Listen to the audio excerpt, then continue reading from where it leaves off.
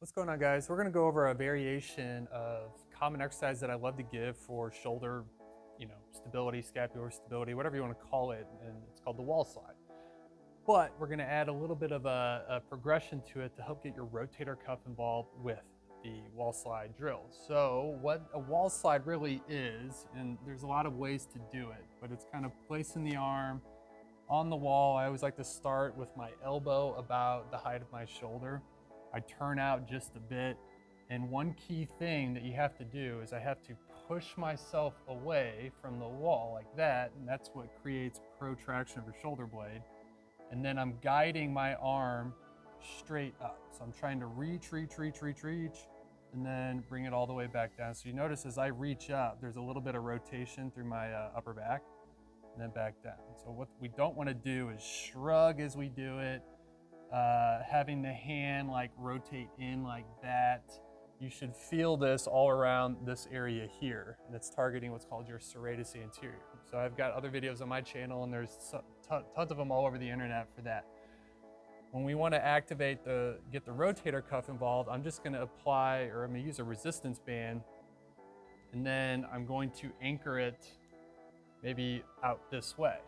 Now everything's the same, I just have something that's trying to pull my shoulder this way into internal rotation, so I have to really fight to keep my forearm, perpendicular to the ground.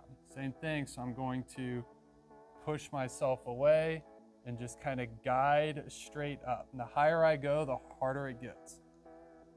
And then back down.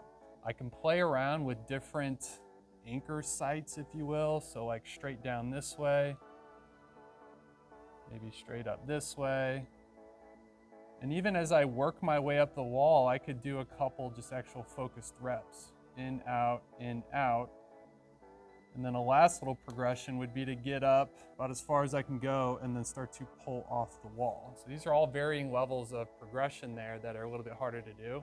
Other common variations of this is to use two arms at once. So I can, just take a banded loop, have it around my arm, like have it around both wrists, and then bring both arms up the wall at the same time. It's got a similar effect. One thing I like to do if people have just issues with the wall, or there's a lot of like sticking, one thing is people push into the wall too much, where I just want light pressure against the wall, and you're more about guiding the arm upwards.